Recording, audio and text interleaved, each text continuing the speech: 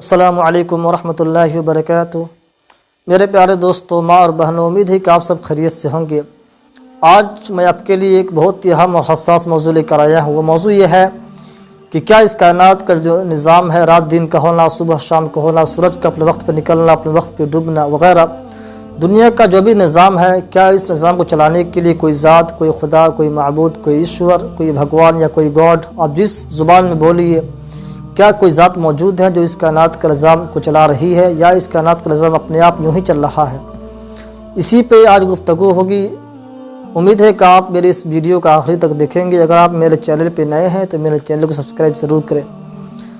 میرے پیارے دوستو، سب سے پہلے ہمیں اس بات کا یقین ہونا چاہیے کہ ہم اس دنیا میں بستے ہیں، رہتے ہیں، اس کائنات کو چلانے کے لیے کوئی ذات موجود ہے، یہ ہمارا ماننا ہے۔ لیکن اس دنیا میں بے شمار طبقے کے لوگ رہتے ہیں۔ کوئی ایک خدا کو مانتا ہے، کوئی بے شمار خدا کو مانتا ہے، کوئی ایک خدا کو بھی نہیں مانتا ہے۔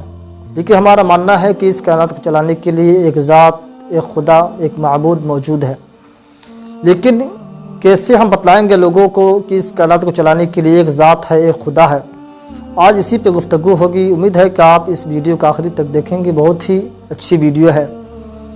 سب سے پہلے آپ کو اس مثال کو جاننا بہت ہی ضروری ہے، تب آپ بات کو سمجھیں گے کہ اس کائنات کو چلانے کے لیے ایک ہی رب ہے، ایک ہی خدا موجود ہے۔ میرا عزیز دوستو، جب آپ ایک فیملی طبقے پہ جائیں گے، جب آپ ایک پریوار لیول پہ جائیں گے، وہاں پہ ایک شخص امیر فیصل ہوتا ہے، ایک ہی شخص ڈیسیجن لینے والا ہوتا ہے۔ جب آپ ایک گرام پنچایت پہ جائیں گے، وہاں پہ دو مکھیا نہیں ہو سکتا، ایک ہی مکھیا ہوتا ہے جو اس کا وہاں کا فیصلہ کرتا ہے۔ وہاں پہ دو مکھیا ہوں گے تو وہاں پہ ٹور پیدا ہوگا۔ جب آپ ایک ملکی سطح پہ، ایک کنٹری لیول پہ جائیں گے تو وہاں پہ آپ دیکھیں گے ایک ہی وزیر اعظم ہوتا ہے اور ایک ہی پردھان منتری جیسے ہوتے ہیں۔ وہاں پہ دو پردھان منتری نہیں ہو سکتے۔ جب دو پردھان منتری ہوں گے، دو وزیر اعظم ہوں گے تو وہاں پہ ٹکراؤ پیدا ہوگا، وہاں کا نظام درہم برہم ہو جائے گا۔ اس مثال کو آپ اپنے ذہن میں رکھیے۔ اسی مثال کو ذہن میں رکھ کر انسانوں کو مخاطب کرتے ہوئے اللہ تعالیٰ قرآن مقدس میں فرمایا کہ اس کائنات کا جو نظام ہے، اگر اس زمین و آسمان میں دو خدا ہوتے تو یہ زمین کا جو نظام ہے درہم برہم ہو چکا ہوتا۔ اللہ تعالیٰ فرماتا ہے لَوْ كَانَ فِيهِمَا آلِهَةٌ إِلَّا اللَّهُ لَفَسَدَتَا، کہ اگر اس زمین و آسمان میں دو خدا ہوتے، دو معبود ہوتے تو اس زمین کا نظام درہم برہم ہو چکا ہوتا۔ جیسا کہ ہم نے دیکھا کہ پریوار لیول پہ یا گرام پنچایت پہ یا ملکی سطح پہ، جیسا کہ دنیا کا دستور ہے، ہم اپنے آنکھوں سے مشاہدہ کرتے ہیں، دیکھتے ہیں کہ دو لوگ فیصلہ کرنے والے، دو لوگ امیر فیصل نہیں ہو سکتے۔ اسی طریقے سے اگر اس کائنات کا جو نظام ہے اس کو چلانے کے لیے دو خدا ہوتے، مثال کے طور پہ تو ایک خدا بولے گا کہ آج بارش ہوگی، دوسرا بولے گا آج بارش نہیں ہوگی۔ ایک بولے گا کہ آج دھوپ نکلے گی تو دوسرا بولے گا آج دھوپ نہیں نکلے گی، تو وہاں پہ ٹکراؤ پیدا ہوگا۔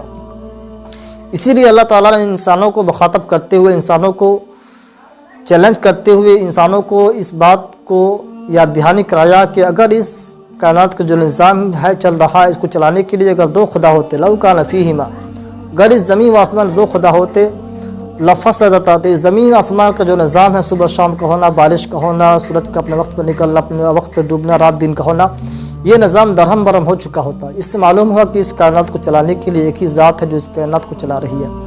لیکن عزیز دوستو، ہم کیسے کسی کو اس بات کا یقین دلائیں گے کہ ایک ہی خدا ہے؟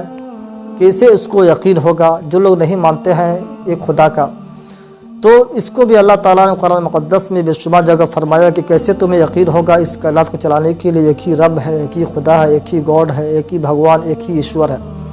تو اس کو یقین لانے کے لیے اللہ تعالیٰ قرآن مقدس میں بے شمار آیتیں موجود ہیں۔ آئیے اس پر ہم کچھ نگاہیں ڈالتے ہیں۔ اللہ تعالیٰ فرماتا ہے سورہ ابراہیم میں، أَفِي اللَّهِ شَكٌّ فَاطِرِ السَّمَاوَاتِ وَالْأَرْضِ، کیا تمہیں اللہ کی ہستی میں شک ہے؟ کیا تم اللہ کی ہستی میں شک کرتے ہو جو تمام زمین و آسمان اور اس کے اندر کے سارے کائنات، اس کے اندر جو بھی چیزیں سب کو بنانے والا ہے؟ اس مختصر سی سوالیہ جملہ کے ذریعے قرآن مقدس انسانوں کو غور فکر کرنے کے لیے انسانوں کے سامنے زمین و آسمان کی ساری وسعتیں کو رکھ دی۔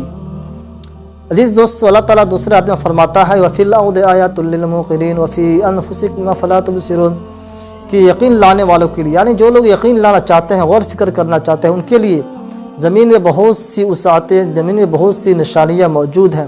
وَفِي أَنفُسِكُمْ، خود تمہارے اندر بہت سی نشانیاں موجود ہیں، پھر کیا تم کو دکھلائی نہیں دیتا؟ افلا تبصرون، اللہ تعالیٰ فرماتا ہے کیا تم کو دکھلائی نہیں دیتا، تم دیکھتے نہیں؟ جب انسان ان چیزوں میں غور کرے گا، خود اپنے اندر غور کرے گا تو معلوم پڑے گا، جب اس میں نشانیوں کو دیکھے گا تو معلوم ہوگا اس کائنات کو چلانے کے لیے کوئی ذات موجود ہے جو اس کائنات کو چلا رہی ہے۔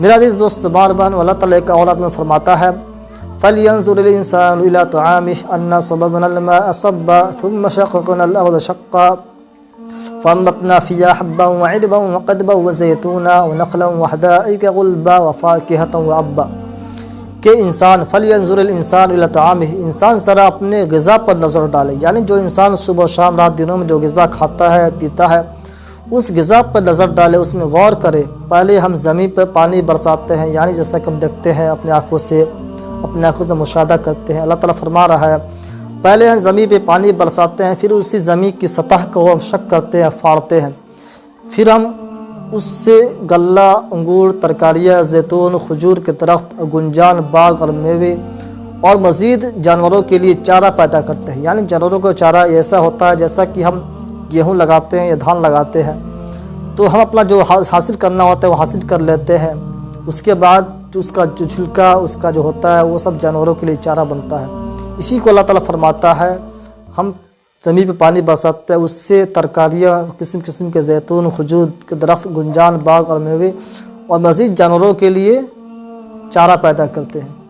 تو میرا عزیز دوست، جب انسان ان چیزوں میں غور فکر کرے گا تو انسانوں کو معلوم ہوگا، انسان اس چیز پہ مجبور ہوگا، اس چیز کو ماننے کے لیے مجبور ہوگا کہ اس کائنات کو چلانے کے لیے، اس کائنات کا جو نظام ہے، رات دن کا ہونا، صبح و شام کا ہونا، کوئی ذات موجود ہے جس کو کر رہی ہے۔ آئیے دیکھتے ہیں ایک جگہ اللہ تعالیٰ فرماتا ہے وَهُوَ الَّذِي أَنشَأَ لَكُمُ السَّمْعَ وَالْأَبْصَارَ وَالْأَفْئِدَةَ قَلِيلًا مَا تَشْكُرُونَ وَهُوَ الَّذِي ذَرَأَكُمْ فِي الْأَرْضِ وَإِلَيْهِ تُحْشَرُونَ، یعنی وہی اللہ ہے جس نے تم کو آنکھیں دی دیکھنے کے لیے، أَنشَأَ لَكُمُ السَّمْعَ، وہی اللہ جس نے تمہیں سننے کے لیے کان دیے، دیکھنے کے لیے آنکھ اور سوچنے کے لیے دل دیا، مگر تم بہت کم شکر ادا کرتے ہو۔ قلیلا ما تشکرون، اللہ تعالیٰ اپنے نعمت گرواتا ہے کہ ہم نے تم کو آنکھیں دی دیکھنے کے لیے، کان دیا سننے کے لیے، دل دیا غور فکر کرنے کے لیے، پھر آگے اللہ تعالیٰ ان نعمتوں کو شمار کر کے فرماتا ہے قلیلا ما تشکرون، تم بہت کم شکر ادا کرتے ہو۔ اس آیت میں اللہ تعالیٰ انسان کا جو فطرت ہے، انسان کا جو عادت ہے ناشکری کا، اس کو بھی بیان کیا ہے کہ انسان بڑا ہی ناشکرہ ہے۔ قلیلا ما تشکرون، تم بہت کم شکر ادا کرتے ہو۔ اس لیے چاہیے کہ ہمیں اللہ تعالیٰ کے جو نعمتیں ہیں، اللہ تعالیٰ کے جو آنکھیں ملی ہے، اللہ تعالیٰ کا دیا ہوا جو زبان ہے، اللہ تعالیٰ کا جو سننے کے لیے کان جو نعمت ہے، جو ہاتھ ملا ہے، ہمیں اس چیز کا شکر ادا کرنا چاہیے۔ جب ہم شکر ادا کریں گے، اللہ تعالیٰ فرماتا ہے لئن شکرتم لأزیدنکم، اگر تم شکر ادا کرو گے تو میں تم کو اور دوں گا، ولئن کفرتم، اگر تم ناشکری کرو گے تو جان لو ان عذابی لشدید، کہ میرا عذاب بہت ہی دردناک ہے۔ تو ہمیں اللہ تعالیٰ کی نعمتوں کا شکر ادا کرنا چاہیے۔ عزیزوں، یہ الگ بات ہوئی۔ آئیے دیکھتے ہیں اللہ تعالیٰ اپنے نعمت کے حوالے سے اپنا جو ذات ہے اس کو یقین دلانے کے لیے انسانوں کے لیے کیا کیا کیا، قرآن مقدس میں کیا کیا بتلایا، اس کو ہم شمار نہیں کر سکتے، لیکن پھر بھی بہت مختصر باتیں آپ کے سامنے رکھنا چاہتا ہوں۔ ایک جگہ اللہ تعالیٰ فرماتا ہے اللہ الذی خلقکم ثم رزقکم ثم یمیتکم ثم یحییکم، کہ وہی اللہ جس نے تم کو پیدا کیا پھر تم کو رزق دیتا ہے، وہی اللہ ثم یمیتکم، تم کو مارتا ہے پھر تم کو زندہ کرتا ہے۔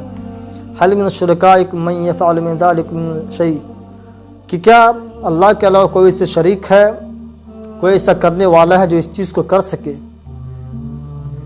تو عزیز دوستو، اللہ تعالیٰ ان باتوں کو بتا کر انسانوں کو صرف یہ یاد دلانا چاہتا ہے کہ سوچو، ان چیزوں میں غور فکر کرو کہ اس کائنات کو چلانے کے لیے ایک ہی ذات موجود ہے۔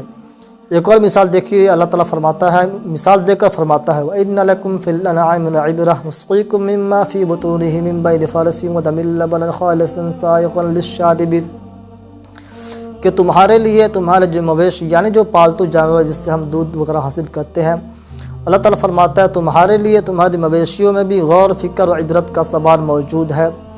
ہم تم کو اس کے پیٹ میں سے جو خون اور اس کا جو غلیظ یعنی جو گندا فضلہ یعنی جو پاخانہ وغیرہ ہوتا ہے اس کے درمیان سے چھانٹ کر نکال کر پاک صاف دودھ پلاتے ہیں۔ یعنی جو جانوروں کا جو اندر پیٹ ہوتا ہے اس کے اندر غلیظ بھرا ہوتا ہے، اس کے اندر سے ہم نکال کر تم کو دودھ پلاتے ہیں۔ جو پینے والوں کے لیے بڑا ہی خوشگوار ہوتا ہے۔ یعنی جب انسان اس چیز میں غور کرے گا، جانور میں غور کرے گا کہ جانور کیا کھاتا ہے اور کیا دیتا ہے، جب انسان اس میں غور کرے گا تو اس بات کو ماننے پر مجبور ہوگا کہ اس کائنات کو چلانے کے لیے کوئی ذات ہے جو اس کائنات کو چلا رہی ہے۔